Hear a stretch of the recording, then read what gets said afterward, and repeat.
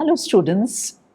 So in this course, Begla 135, we touch upon all the skills. We touch upon reading, speaking, listening.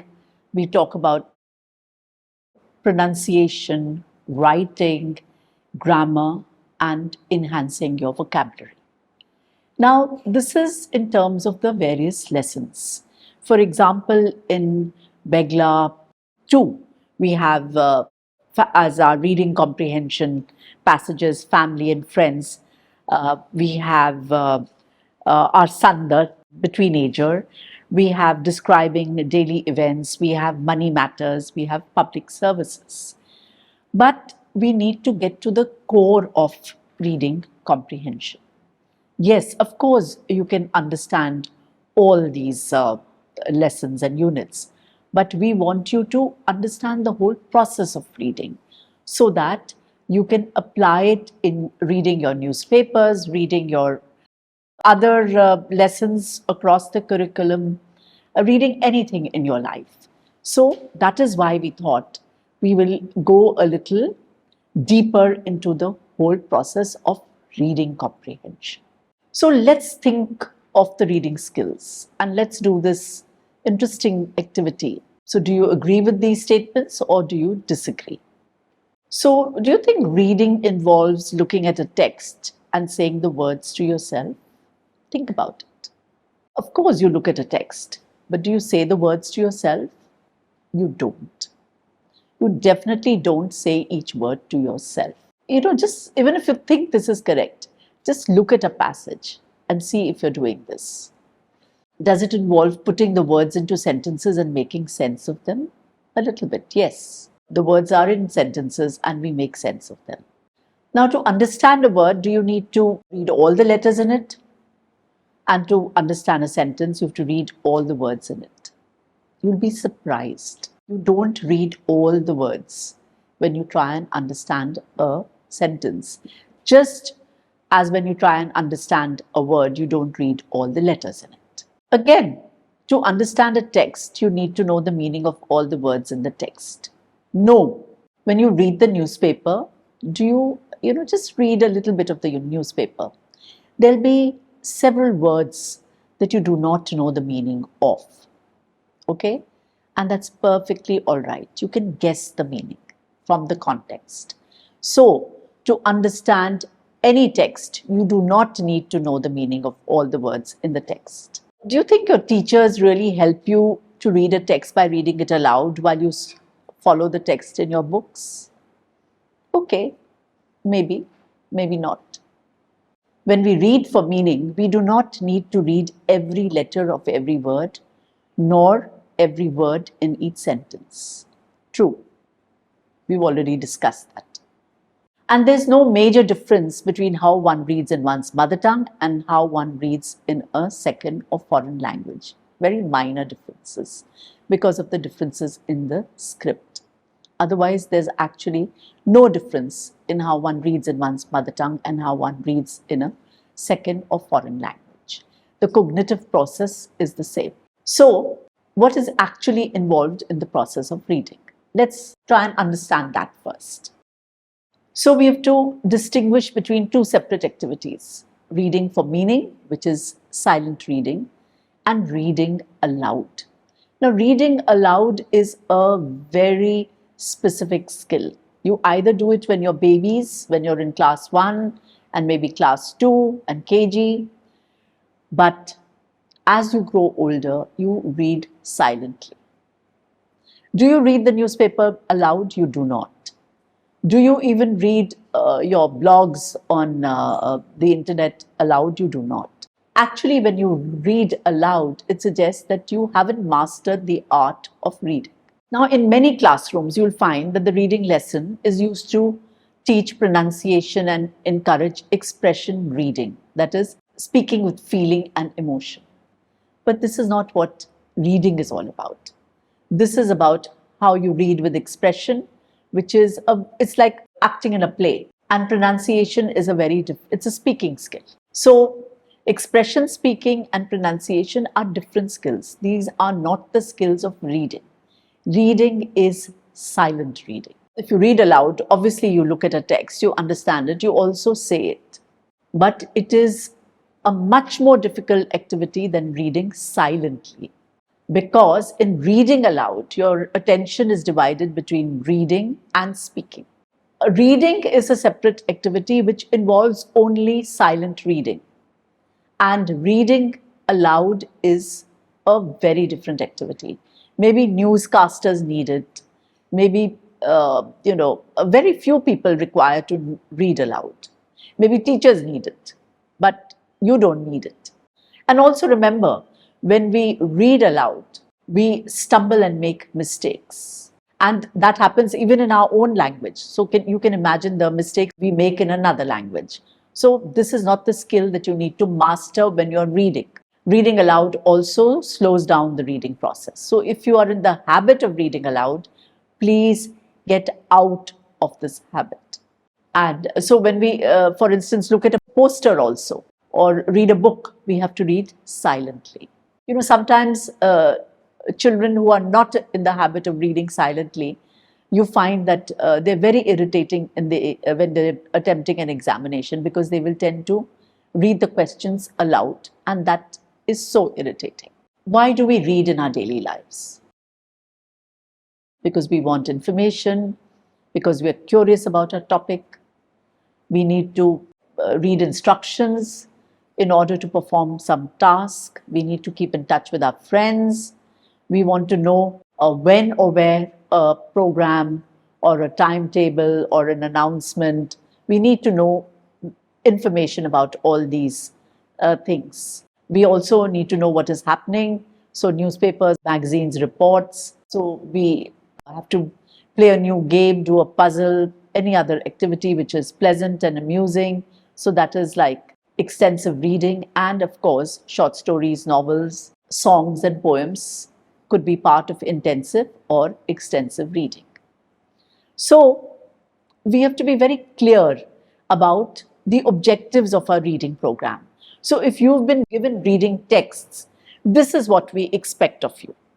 We expect you to read silently to improve your reading speed.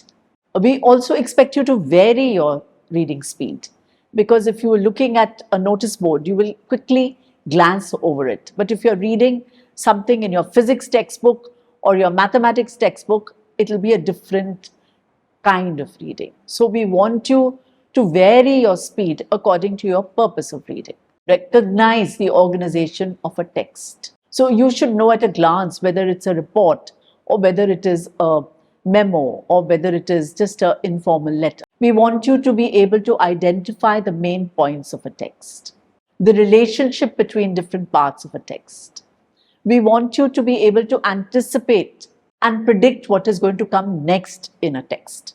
This is what we expect of you when we give you passages to read. We don't want you to know the meaning of every word. That is a good idea to enhance your vocabulary. But you should be able to deduce the meaning of unfamiliar lexical items. You should also be able to consult a dictionary, and we want you to infer, analyze, interpret, and evaluate the ideas in a text. So this is the objective of all the passages that we have given you in your 4 blocks of this program. So these are some of the objectives. Then, what is reading comprehension? There are, of course, different suggestions for this, and there considerable disagreement. So, is it about the reader searching for meaning in the text, or is the reader constructing the meaning from the text? All right. So there are 2 things. One is very writer oriented, which is the reader's job is to search what the writer wants. And in the second part, the reader is to construct the meaning from the text. So this is interaction with the text. So somebody says the purpose of reading is to extract meaning from text, and somebody else says we are extracting and constructing meaning through interaction and involvement with the written language. So both are correct. All right. You are searching for meaning as well as you are constructing the meaning from the text. So reading comprehension, as you see, is you engaging with the text and you coming up with your own interpretation, which need not be the writer's interpretation as well. Okay? The writer writes and leaves it for you to decide what you want with the text. Reading as a process of constructing meaning through the dynamic interaction among the reader's existing knowledge. So a reader comes to the text with their own knowledge. You never come as a blank slate. And there is some information which is suggested by the text. And then there is the context of the reading situation. So this is how reading comprehension happens. Now, comprehending. Comprehending is a product of several different mental processes as well as context. So the knowledge that the reader has about the language in which the text is written. So you need to first know the language. Then you come with some previous knowledge. For example, if you look at the world around us, block 2, in money matters or public services, you already know something about money matters. You know about the Sensex, you know about mutual funds, you know about all these, you know about money a little bit. You've come with some kind of knowledge. Public services, you know there is the fire service, there's the police service, there is the army, there are counselors. So there is a lot that you already come with. So when you come to the text, you already have previous knowledge. Then all writers have their own culture, and you also have some idea of, even if you're reading of some foreign culture, there is some idea which you can gauge from within the text. For example, family and friends, you already know about teenagers and their behavior. Then familiarity with the text type. Is it descriptive? Is it a narrative? Is it a story? Is it a persuasive piece, argumentative piece? And then, of course, word attack, where you're searching for, finding, extracting meaning from the text also. And then you interact and extract meaning, and you construct your own meaning into the text. So it's a complex process. All right. So when you read, we want you to be able to understand all these factors. Now, meaning and the text. All meaning does not lie within the text. Meaning is also beyond the text. So what the reader brings to the act of reading is from their own world. This suggests, this whole business of the reader's world and the writer's world. It suggests that there is not just one correct meaning that resides within the texts. Another important aspect of reading is we do not need to read every letter and every word, nor every word in each sentence. We've already talked about that. We guess much of what is said in the text. And, if you read the sentence, AM was what, just have a look at the sentence and you will be able to guess. Just by looking at the sentence, you're able to guess that Amrit was walking down the street carrying a green bag, right? Or carrying a green whatever. So just, you can guess. So it's an active process. That is why you can guess. So you're not a passive receiver of the text. So we draw on our own knowledge of the world, the knowledge of the language to help us what the text will say next. Now let's sort of just have a look at the reading process. So you see the sender sends the message, and this message becomes a written or a spoken text. It's decoded by the reader, and it is decoded, in terms of the knowledge of the language, the attitudes, the beliefs, the values and assumptions of the receiver. All right. Messenger or the sender comes with his knowledge of the language or her knowledge of the language, her attitudes, beliefs, values and assumptions. And then there is this whole gray area, the shaded and the unshaded areas, which are the experiences which are unique to each of the individuals, the sender of the message or the writer, and the receiver of the message, that is the reader. All right.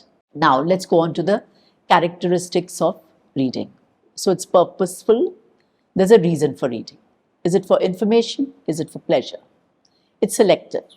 So the type of reading or the strategies that you undertake and the way you read depends on your purpose in reading. Is it for the examination or is it for pleasure? Then reading speed varies according to content and purpose. Obviously, if you're reading something in quantum physics, it's going to be much slower than a novel. All right?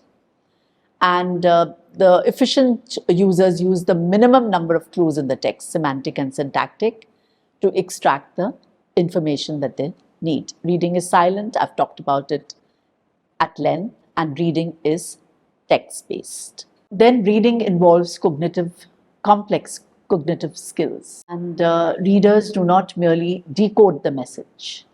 They make predictions and inferences. They anticipate based on what they read. Now that we've made you aware of the skills of reading, you will find that you're making predictions and inferencing. You're anticipating, especially when you read a detective novel. You are anticipating, aren't you? All right? And actually, all reading involves a little bit of anticipation. Also, chunking. So we don't read every single word. Eyes take over the whole phrase at a time. Okay? So we do not move word to word. You know, people read like this. Nobody actually reads word to word. You move back, and you don't move in this one word after the other. You move backward and forward over the text. All right. So and you read in chunks. And reading is based on a comprehension. So understanding meaning is integral to reading.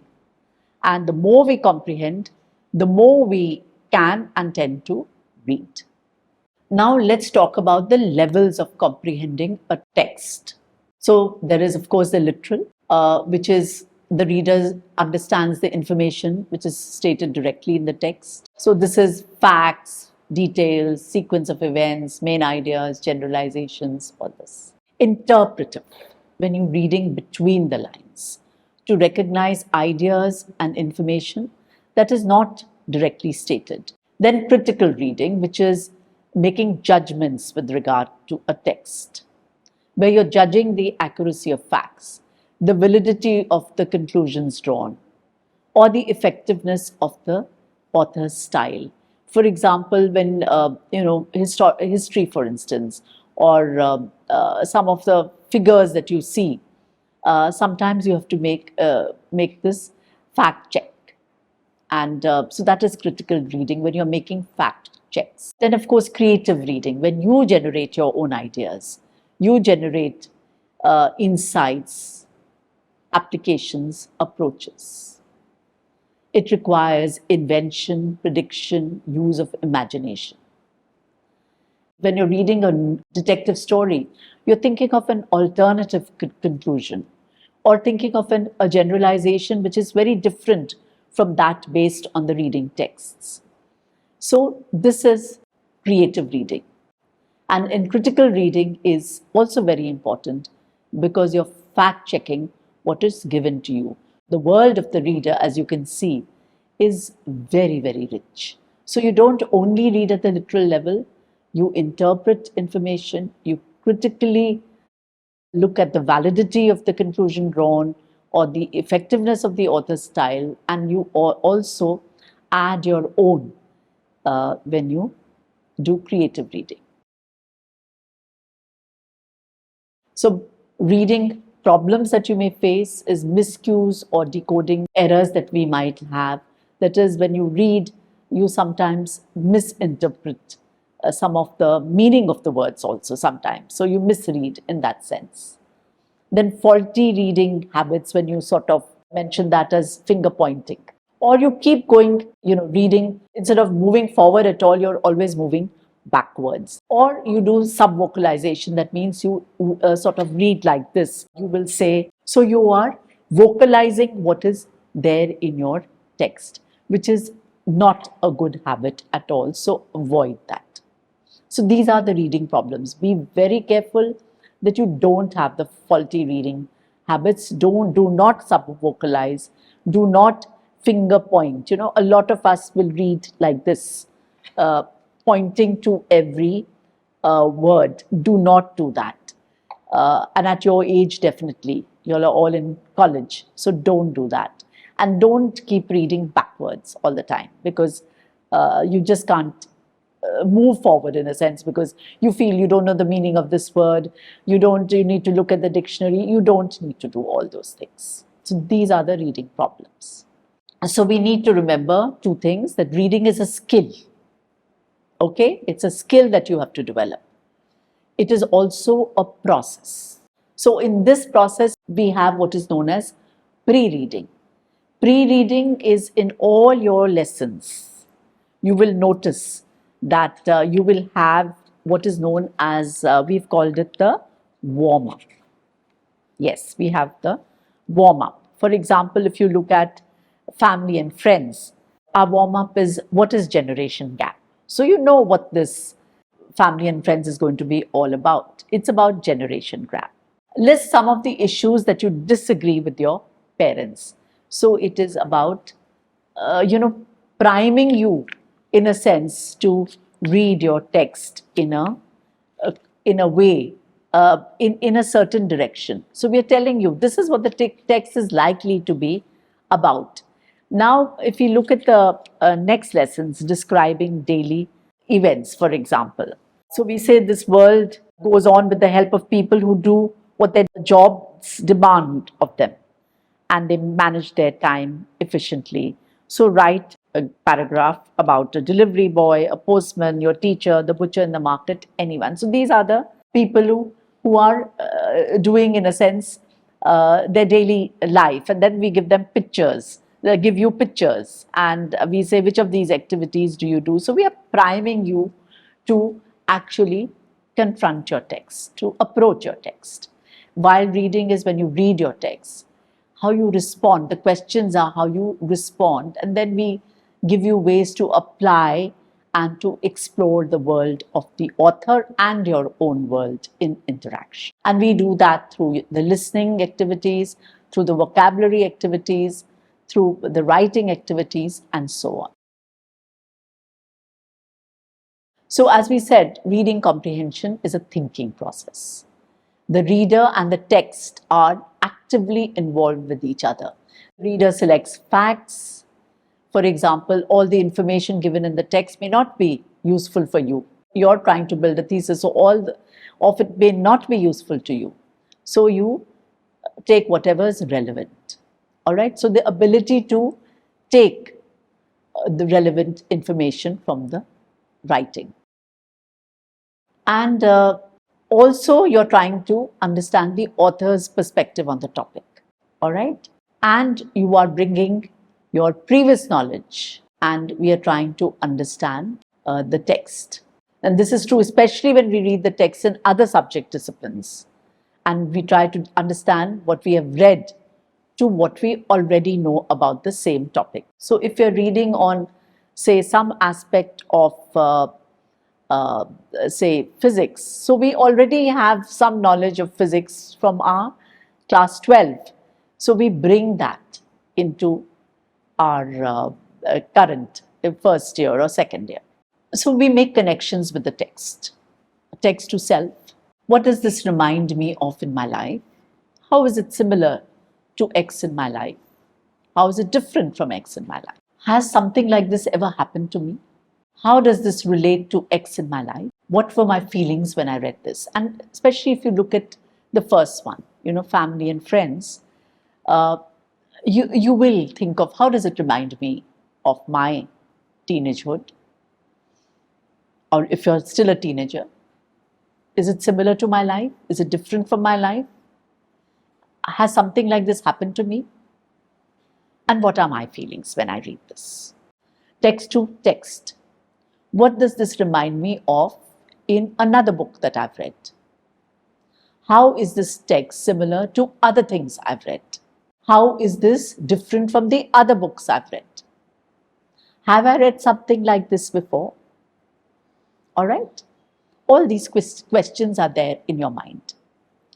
Then text to the world. What does this remind me of in the real world? How is this text similar to the things that happen in the real world? How is this different from the things that happen in my real world? So it's all about my culture as well. How did that part of the text relate to the world around? Okay. Then intensive and extensive reading. Intensive reading is all about skimming, quickly scanning, when you're looking for information, looking for specific details, predicting something, inferring, differentiating between something which is factual and which doesn't seem factual, comprehending the denotative as well as the connotative meaning. So what you're trying to do is you are actually reading some of your texts. That's when we get into this business of such detailed reading. You're developing the ability to analyze critically the various aspects of a text. Here we see your ability to move from global comprehension, which the warm-up does for you, which perhaps the first paragraph does for you, to something which is critical and creative. And of course, extensive reading is when you've done all this and you want to just relax. So you pick up a story or you pick up a poem and you read it casually for pleasure. So look at this chart and you will see skimming is rapid, scanning can also be rapid, but all this is intensive, and extensive is for pleasure or interest. So what does reading entail? Knowledge of the topic, definitely, and you come with previous knowledge of the topic, and you come with previous vocabulary. You already have vocabulary, you're going to pick up more vocabulary. You have previous associations and experiences. You skim. You don't read everything very carefully. So we want to teach you the habits. And in fact, if you do your material, if you go through your material, check your progress, you will learn these skills of skimming quickly the main ideas, scanning for details, deducing the meaning of unfamiliar words from contextual clues. All right?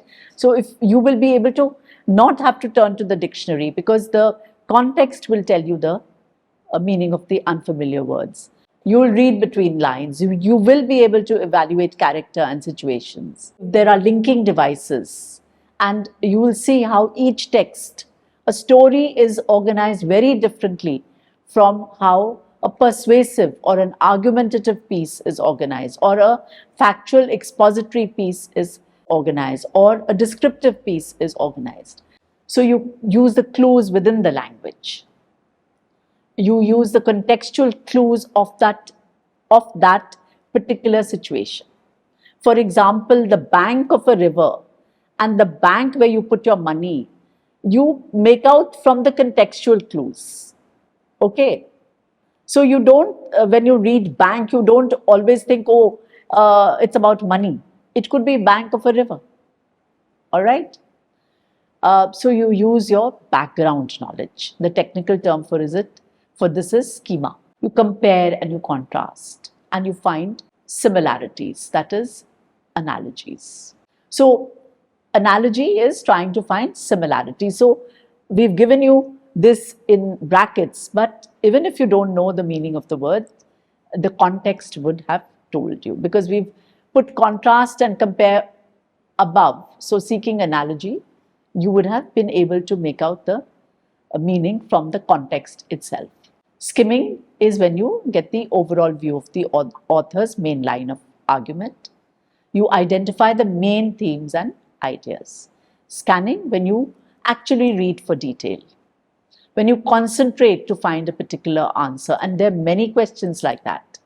You search for keywords and phrases. And for that, we need to move our eyes quickly down the page. So as in an exam, when you're finding meaning of certain words.